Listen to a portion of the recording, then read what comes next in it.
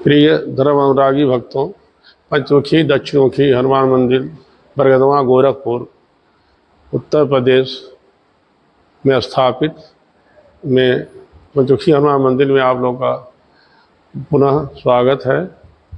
और इसके पहले आपको पितृ विसर्जन के बारे में कुछ बताया गया था। उसमें विशेष विसर्जन के बारे में आज बोला जा रहा है, बताया जा रहा है। अगर आप तिथि वर्ण में यानी तिथि पे पितरों का विसर्जन नहीं कर पाए हैं, किसी का प्रथमा होता है, किसी का द्वितीया होता है, किसी का तृतीया होता है, कई भक्त नहीं जानते हैं, अपनी तिथि नहीं जानते हैं या नहीं पूछते हैं, तो अमावस्या तिथि को उनका विसर्जन आप करें। अमावस्या तिथि को ध्यान रहे कि आप सायंकाल न करें। पितृ का विसर्जन जब भी हो सूर्योदय में होना चाहिए। और उस दिन आप अपने घर को जितना अच्छा है धो लें, सफाई कर लें, गंगा जल पूरे घर में पंचपल्लव से लोटे में जल डाल के छीट लें सफाई करने के बाद। और जो रसोईया घर हो उसको विशेष रूप से साफ करें, पूजा स्थल को भी पवित्र कर लें, साफ कर लें और गंगा जल छीट लें। पितरों की विदाई उस दिन होती है। पितृ खुशी मन से आपके घर से जाएंगे तो आपके ऊपर पितृ दोष नहीं लगेगा। कहा जाता है कि आपने अगर पितृ 15 दिनों में जो ये पितृ पक्ष चलता है, इसमें आपने अगर कोई दुराचारिता कर दिया, पापाग्रस्त कार्य कर दिया, कोई अपराधीकरण का कार्य कर दिया, तो ये पितरों के लिए बड़ा दुखद होता है। वो क्या होते हैं, उससे पीड़ित होते हैं पितृ। कई लोग पितृपक्ष में लहसुन प्याज तक का भी सेवन त्याग देते हैं। ये एक देव हैं और इसमें आप जितना त्याग करेंगे, इसमें आप किसी के मन को ना दुखाएं, जितना हो सकता है दान करें। ब्राह्मणों को दान दें, गरीबों को दान दें, वस्त्र का दान दें। आपके पास जो कैपेसिटी है, यानी आपके पास जो क्षमता है, उसके अनुसार आप दान करें। दान का अंत नहीं होता है। अब इसमें और ध्यान देना चाहिए कि हमारे पितृ जैसे आपको वस्त्र दान करें, तो कई लोग सोचते हैं कि नहीं चलो ये ब्राह्मण के घर जाना है वस्त्र, तो बहुत हल्का फुल्का वस्त्र के नाम पे दे दिए। नहीं, ऐसा ना करें। साल में एक बार दे रहे हैं, ऐसा वस्त्र दें कि ब्राह्मण उसको बड़ा खुशी में उसे पहने और उसको धारण करे। आपके पितृ अच्छा पहनते थे, उसी ढंग का आप दें तो ज़्यादा अच्छा रहता है कि इसका आपको साक्षात फल मिलता है। और कैसे मिलता है आपको, आप विचार करें। पितृ जब आप प्रसन्न होते हैं तो जो हम लोग जन्म कुंडली देखते हैं या उस पर मंथन करते हैं, तो पितृ दोष का निवारण वास्तव में मूलतः हो नहीं पाता है। जब तक पितृ प्रसन्न नहीं होंगे तब तक उसका आपका निवारण नहीं कर सकते हैं। और ये आपके ही स्वभाव से, आपके ही दान, आपके ही पुण्य से होता है। आप जितना भी यज्ञ तप करा लें, आपका अगर स्वभाव, आपका दान और पुण्य, यानी पितृपक्ष में किसी के साथ कोई गलत विचार या दुष्ट विचार का प्रयोग ना करें। जितना हो अपने पितरों की अच्छाइयों को याद करें।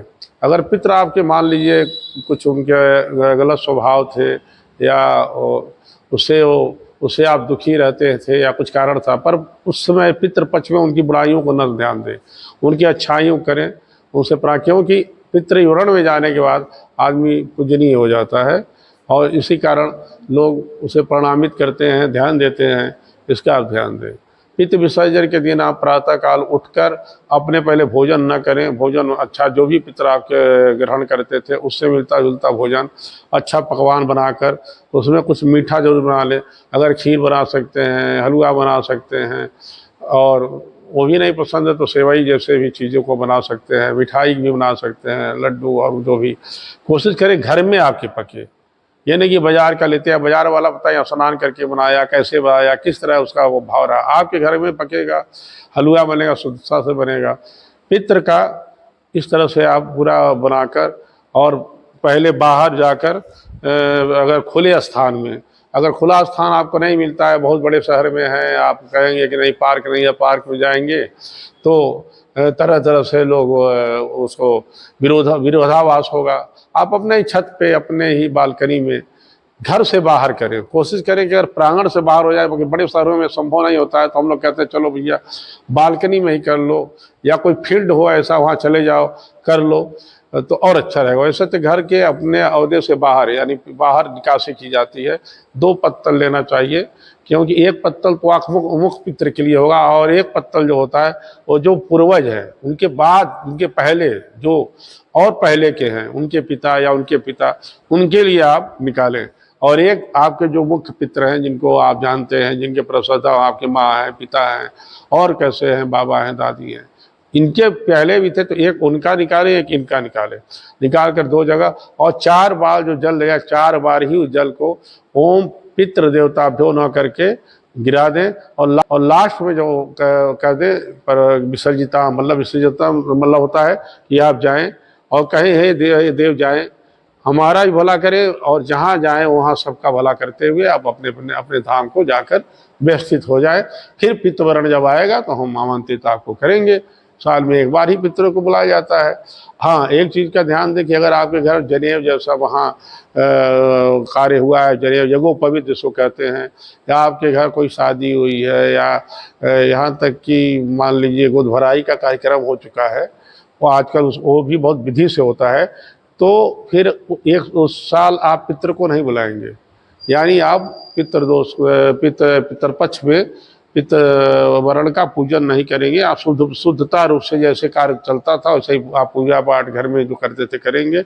जल देने की कोई क्रिया नहीं होती है, तिथि में कोई कराने की जरूरत नहीं होती है, बाल बनवाने की कोई आवश्यकता नहीं होती है, क्योंकि आपके घर पितृ 1 साल में 1 संवत में आप एक ही बार बुला सकते हैं, बार बार नहीं बुलाते। ये कई लोग के अंदर प्रश्न होता है कि हमारे यहाँ शुभ कार्य हुआ फिर क्यों पितृ हम न करें।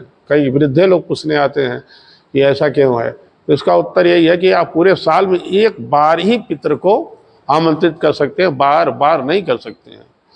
इसलिए आप लोग ध्यान दें और उस दिन आप पूरा प्रसन्न भाव से रहें, जो दान करें प्रसन्न भाव से करें। और ब्राह्मण कोई भी आया है उसको उस दिन आप उसी भाव से देखें कि हमारे पितृ का पूज्य है। वो ब्राह्मण क्या है, आपका पूज्य तो हुआ ही, उस पितृ का भी पूज्य आपके द्वार पे आया हुआ है।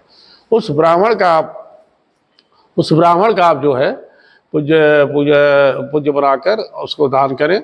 और दान देते वक्त आप ध्यान दीजिएगा कि आपका जो मुख हो, या तो क्योंकि उस दिन आप दक्षिण में नहीं करेंगे, आप मुख जो है भ्रमण कर लेंगे, ध्यान लगाएंगे चारों दिशाओं का, पर आप मुख रखेंगे पूरब की तरफ। एक बार ध्यान लगा देंगे पूरब का, फिर दक्षिण का, दक्षिण में जो होते हैं पितृवर्ण है, पश्चिम का ध्यान लगा लेंगे, भगवान शंकर जी का वर्ण है, उत्तर में नवग्रह का वर्ण है, सबकी शांति हो जाएगी।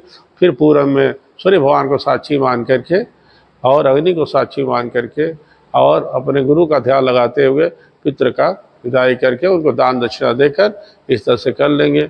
उसके बाद अगले चरण में, अगले वृत्तांत में हम बताएंगे नवरात्रि का, बहुत बेहतर रूप से आपको बताएंगे कि यह नवरात्रि कैसी आ रही है, इस नवरात्रि में कब से कब तक कौन देवी बैठेगी और क्या साधना कौन करे, किसके घर क्या गरीबी है उसके लिए क्या साधना, विद्या के लिए क्या साधना, एकाग्रमन के लिए क्या साधना, डिप्रेशन के लिए क्या साधना करें, सब कुछ बताएंगे। अगले एपिसोड में बताया जाएगा आपको। जय श्री राम, जय श्री राम, जय श्री राम।